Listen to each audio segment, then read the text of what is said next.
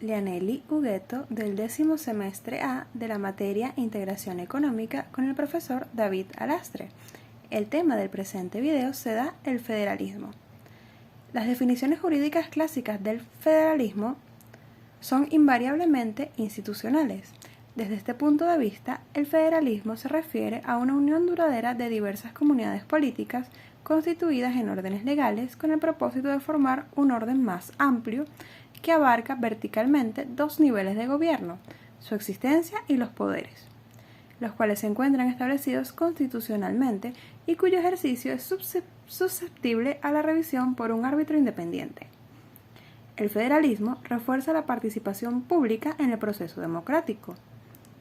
La idea es que la cercanía de los ciudadanos permite que las unidades federadas le provean la oportunidad de implicarse en el proceso funcional del autogobierno.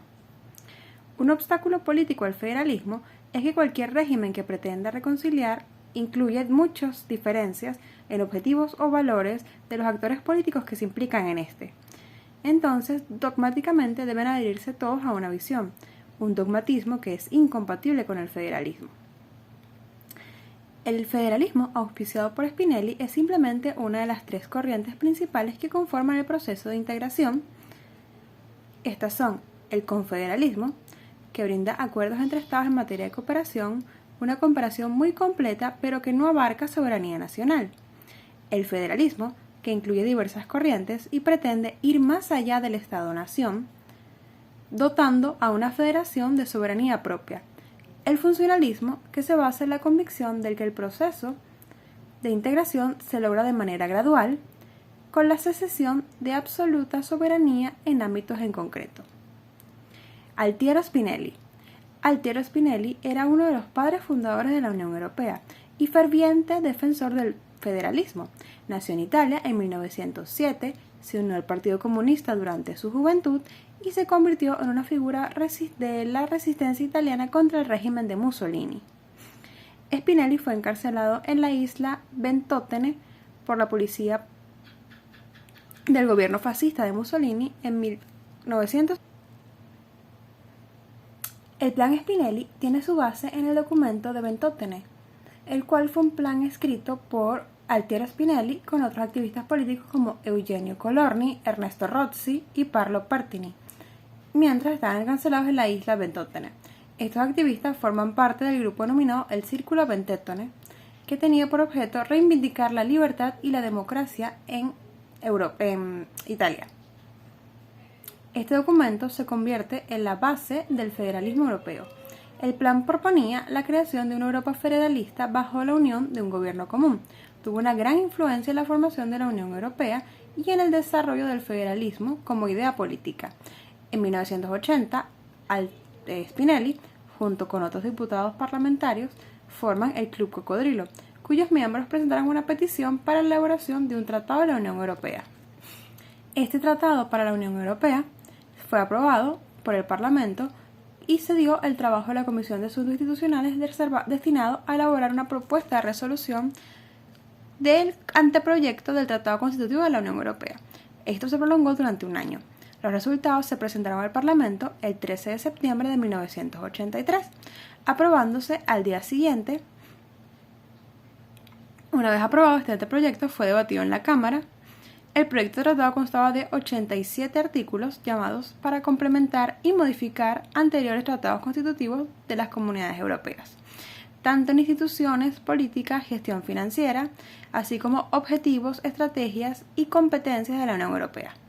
La resolución introdujo el concepto mismo de Unión Europea como una unión dotada de personalidad jurídica, destacando la idea del ciudadano europeo como un partícipe activo en el proceso decisorio. Asimismo, introdujo el principio de subsidiariedad, en virtud de los cuales los poderes se reparten entre la Unión y los Estados miembros. Reafirmó la primacía del derecho de la Unión sobre el de los Estados miembros.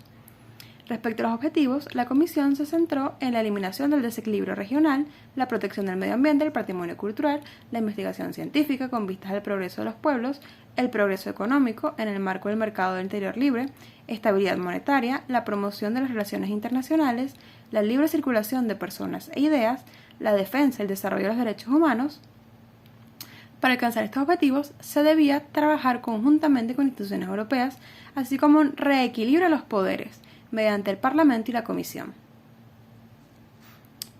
El eje franco-germano. Francia es el socio más importante de Alemania en Europa.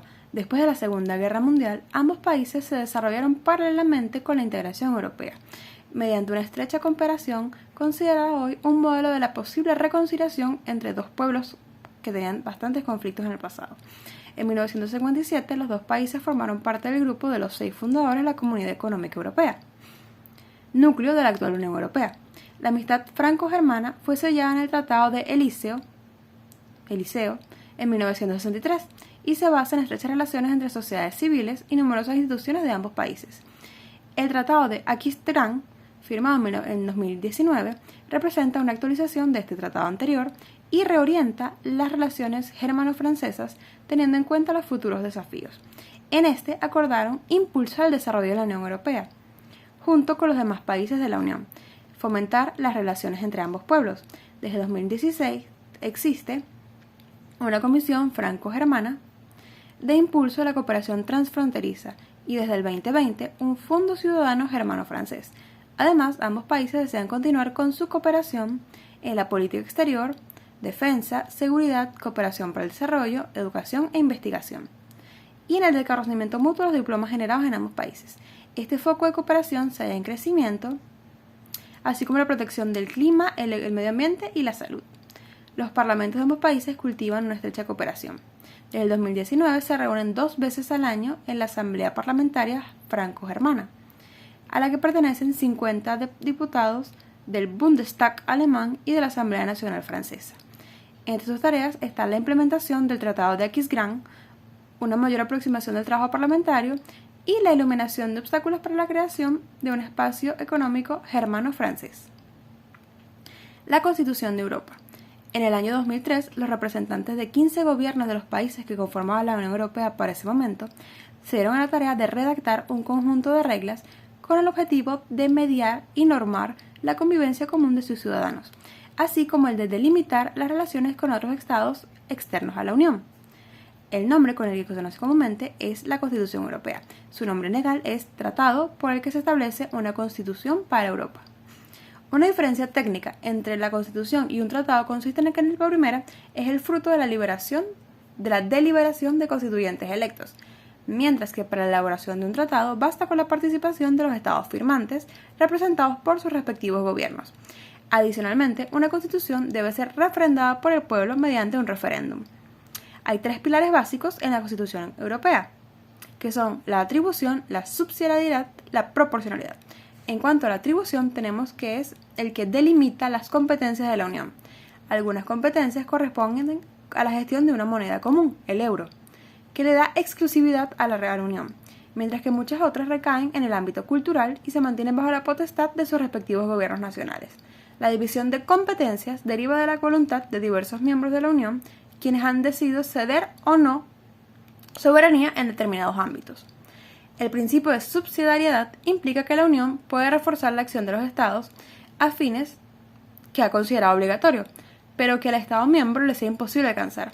Este es un terreno de las llamadas competencias compartidas, en las que surgen 2 políticas complementarias o bien 2 políticas divergentes. El principio de proporcionalidad, vinculado estrechamente a la subsidiariedad, establece que el Estado solo intervendrá en ámbitos de competencia común en que sean acciones estrictamente necesarias para el cumplimiento de los ordenamientos constitucionales. El motivo del rechazo y el referéndum o un plebiscito es que todos los votos están contabilizados entre las 2 opciones que se ofrecen al votante. Por ello, el principal objeto de rechazo de esta Constitución fue que no se logró la unanimidad entre los países miembros. Un ejemplo de los que votaron no a este tratado fueron los países de Francia y Países Bajos. En línea general, los motivos por los que se opusieron o el rechazo a este tratado fue 1. La postura soberanista. Esta defiende el Estado-nación por encima de la integración. Suele provenir de extremos opuestos a la integración europea y los elementos de la supranacionalidad que conlleva el proceso de integración. La opinión pública ha sido y siempre será negativo a cualquier proyecto de evolución del órgano comunitario. 2. Las oposiciones antisistema. por otro lado, es un movimiento antiglobalización, que se ha ido radicalizando hasta convertirse en una postura antisistémica. Considera a la Unión Europea no solo como un actor destacado, sino como un promotor de la globalización.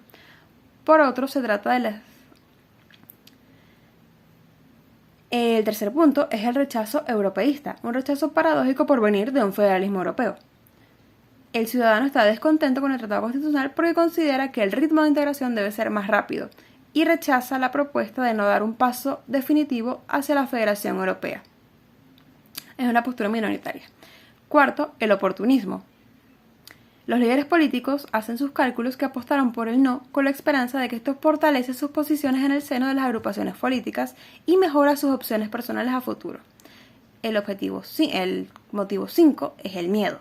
Esta motivación se clasifica en 3 categorías: miedo político, miedo económico y miedo social.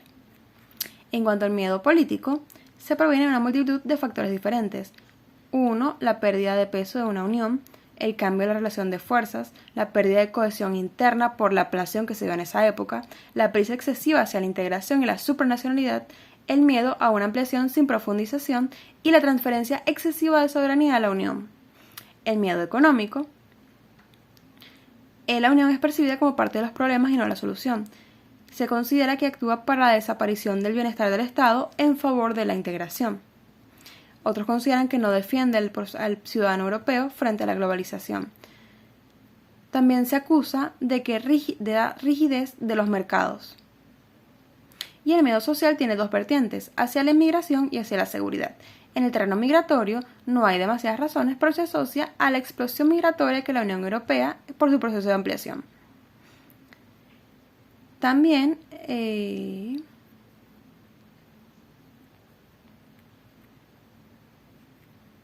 la seguridad tiene un matiz bastante racista, ya que se considera contrario a las poblaciones islámicas que desean ingresar a los territorios. Así se considera que esto produce un aumento del crimen y de la seguridad por la actuación de personas ajenas que no sacaron partido en su método de la supresión de controles de personas y mercancías. En la clase 6 está un castigo a la clase política.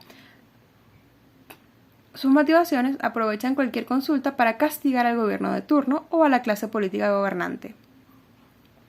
Y 7. Descontento. Algunos elementos comunes son el descontento ante la crisis económica, el paro estructural y posibles depresiones. La Unión Europea, el euro, la rigidez de su Banco Central Europeo se perciben como causas fundamentales de la crisis económica, un motivo de marcado descontento para la sociedad.